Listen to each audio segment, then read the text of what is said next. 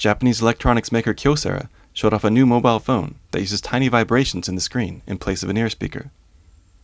Kyocera says its new Urbano Progresso phone is the first in the world to use tissue conduction technology in such a way. It calls the device, which is located under the top half of the screen, its smart sonic receiver.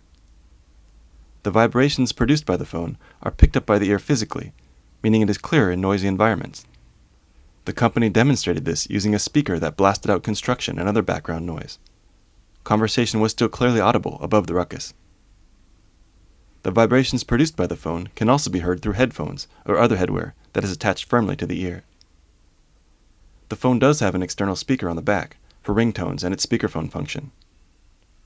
It runs Android 4.0 and has a 4-inch display, along with an 8-megapixel camera and 4 gigabytes of internal memory. It is also water resistant and supports standard Japanese features such as touch payments and infrared connections. The phone went on sale Thursday in Japan, under carrier au, the country's second largest. For IDG News Service at the Wireless Japan exhibition in Tokyo, this is Jay Alabaster.